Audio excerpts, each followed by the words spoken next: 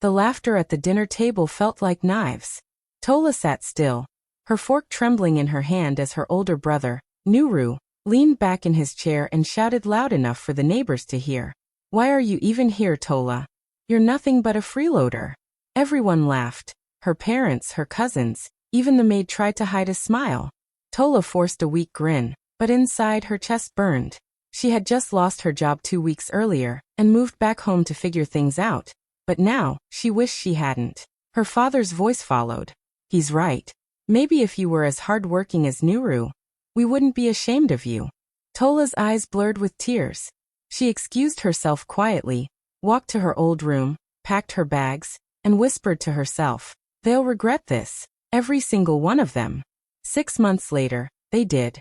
When the same brother who called her a freeloader walked into an interview and saw her sitting behind the CEO's desk. That night, the dinner table was full of laughter, but none of it felt warm.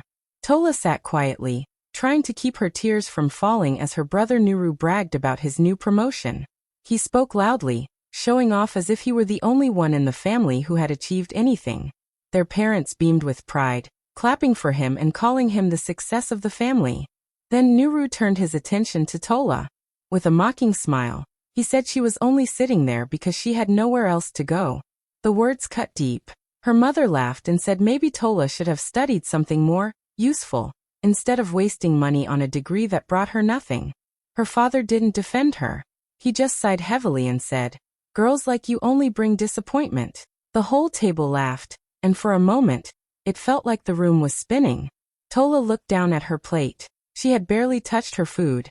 Her hands trembled, but she kept her face calm. Inside, her heart burned with shame. She wanted to scream, to tell them how hard she had tried, how losing her job wasn't her fault. But no one would listen. No one cared. They had already decided she was a failure. Every laugh felt like another knife to her chest. Even the housemaid tried to hide a smile. Tola's throat tightened, and she couldn't take it anymore.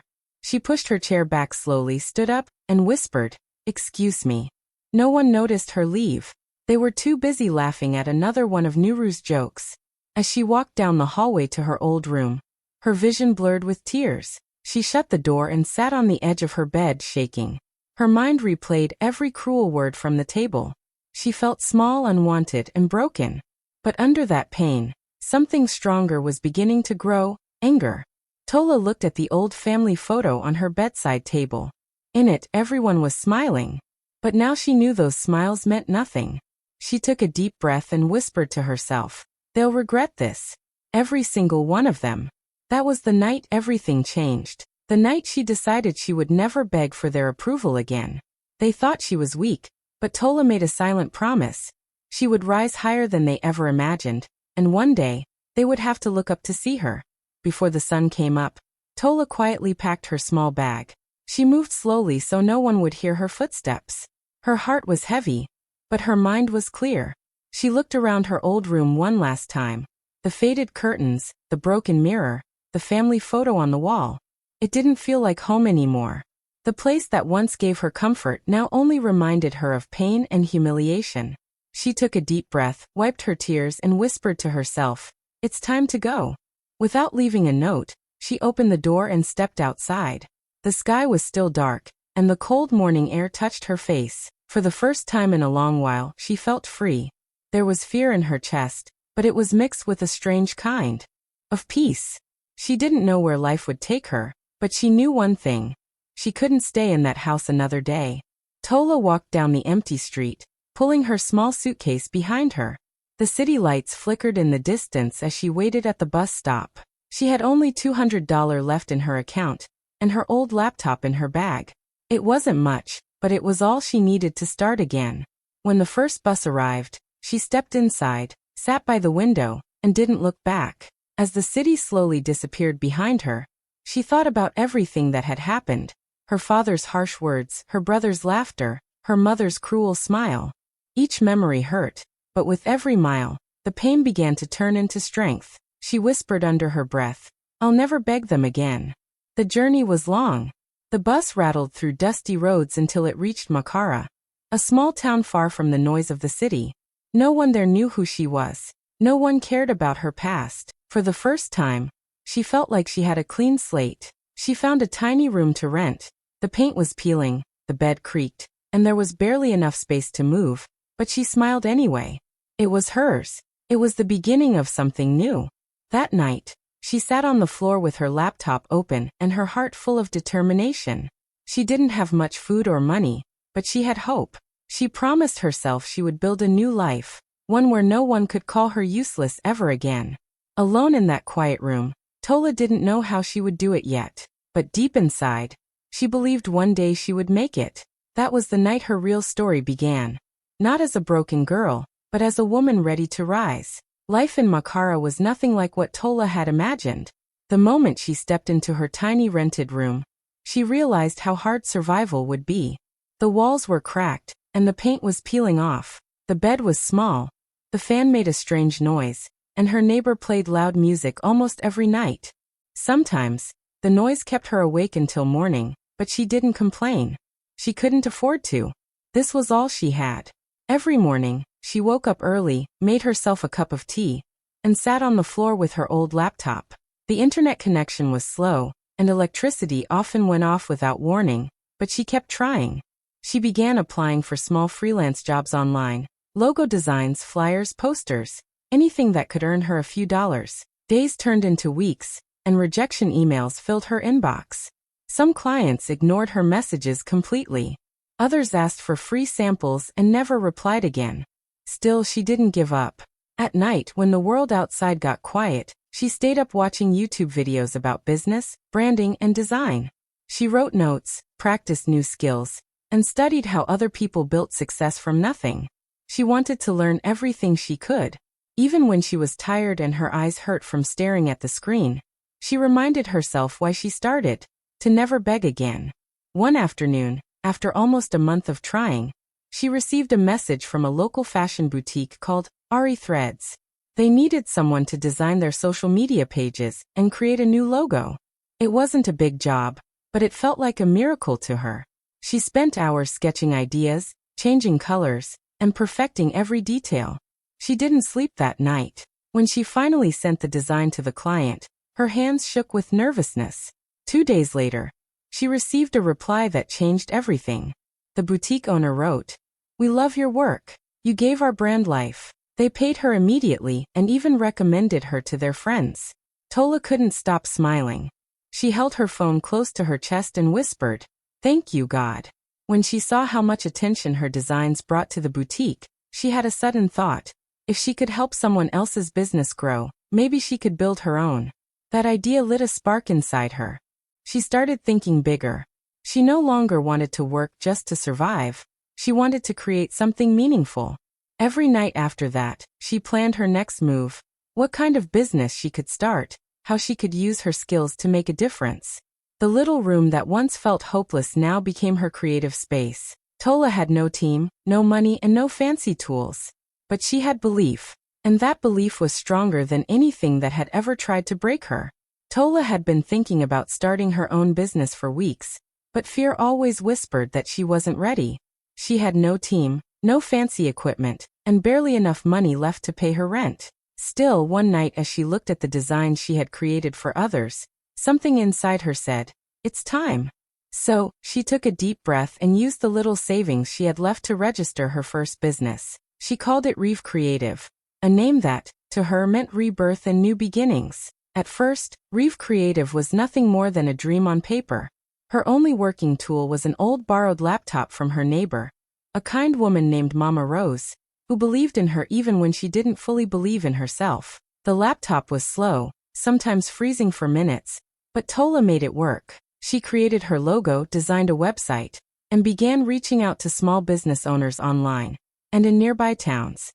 Her days and nights soon blended together. She slept only 3 hours a night, often working until sunrise. Her small room became her office, her studio, and her entire world.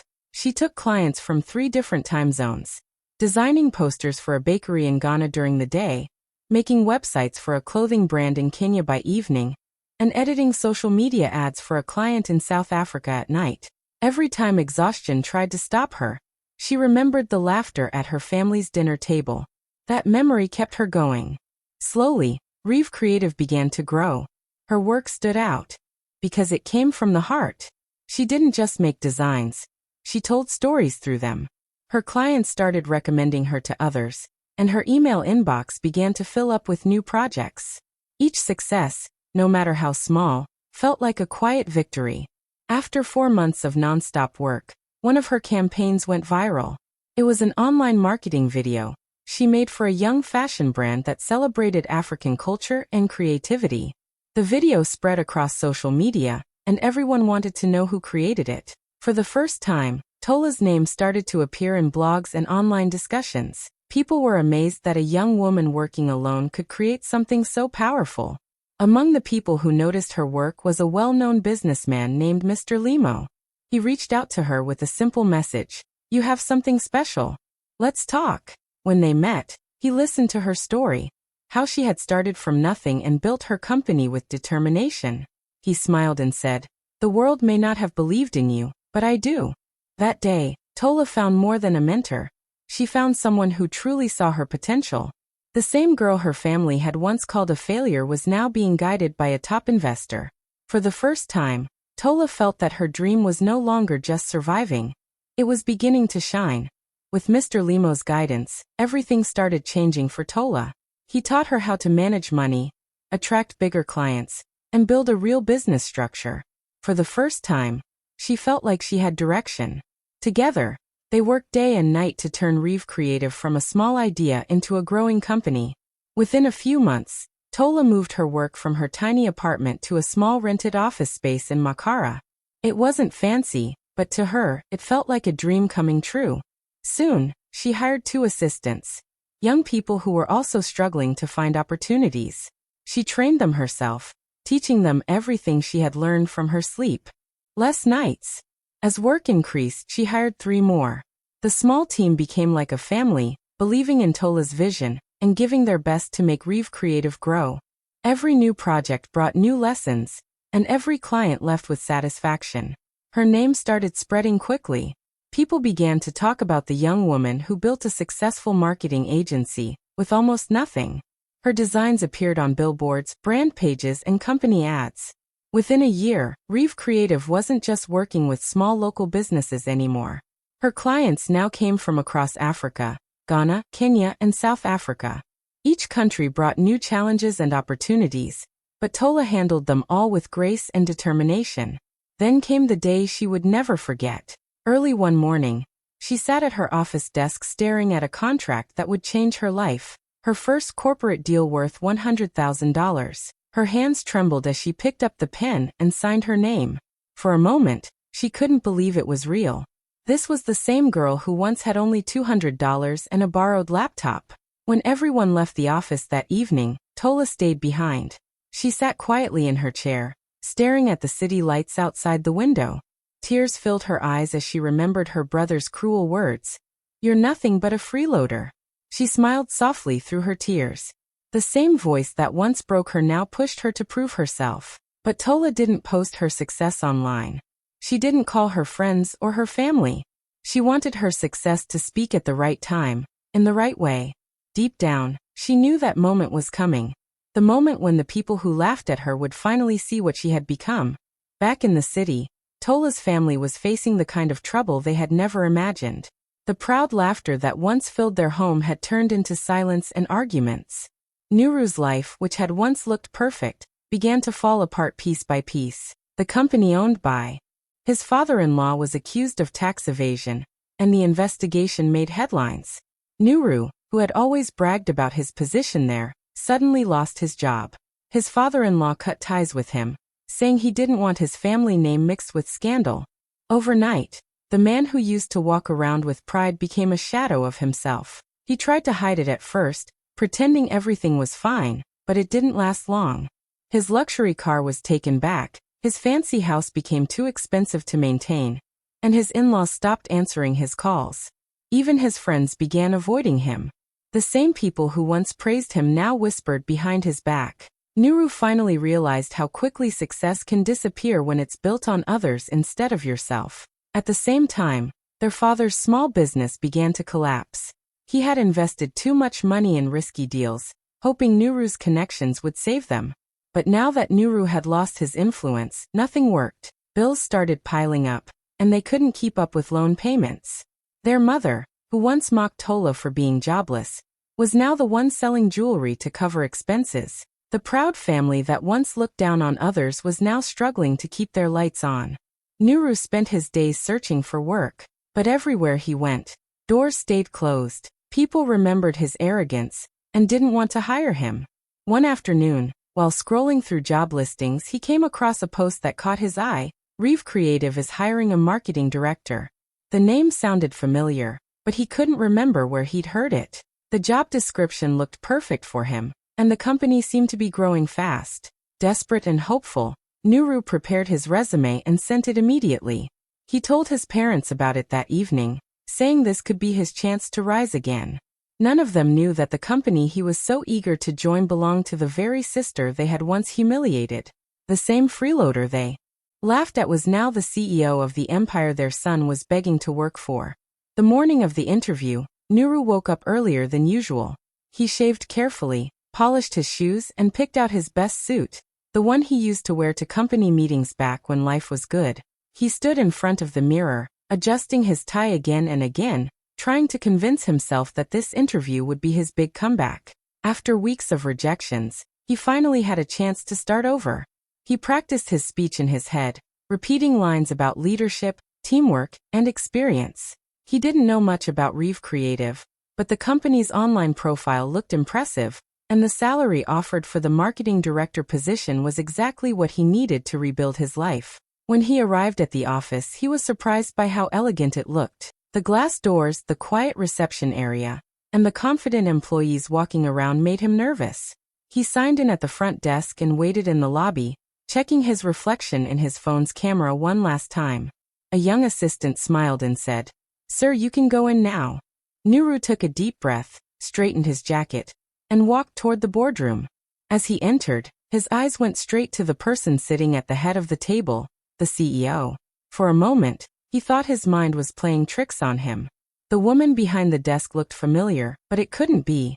Then she raised her head, and his entire body froze. It was Tola. She sat there in a navy blue suit, looking calm and confident, her expression unreadable. Her presence filled the room, and for the first time, Nuru didn't know what to say. His mouth went dry. His voice disappeared. For almost 10 seconds, silence hung in the air. Everyone in the room looked from him to her, sensing the strange tension between them. Then Tola broke the silence. She smiled politely, her tone steady and professional. "Welcome to Reby Creative," she said. "I believe you're here for the director's position?" Nuru's throat tightened. His hands began to tremble. "Tola," he stuttered, barely able to speak. She nodded lightly, still smiling, but her eyes told a different story, one of strength and quiet revenge. He tried to pull himself together, clearing his throat and forcing a shaky laugh. "Wow, I didn't realize you're the CEO here?" Tola leaned back in her chair, still calm. "Yes, I am," she said softly.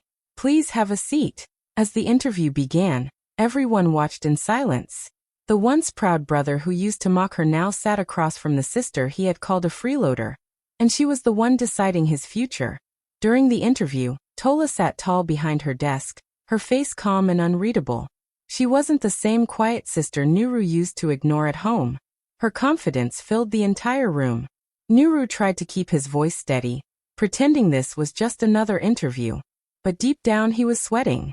Tola asked him direct and sharp questions, not the usual ones people expected in an interview. She asked about leadership, about humility, and about how he handled teamwork. Each question seemed simple, but every answer he gave revealed the truth about him. His pride, his ego, and the way he always looked down on others. When she asked, "Tell me about a time you supported someone's dream, even when it didn't benefit you," he hesitated. He couldn't think of a single example. His eyes dropped to the table, and Tola knew she didn't need to ask more. The panelists in the room exchanged quiet glances, sensing the tension. Tola's tone remained calm, but her words carried power. "Reby Creative believes in respect," she said softly.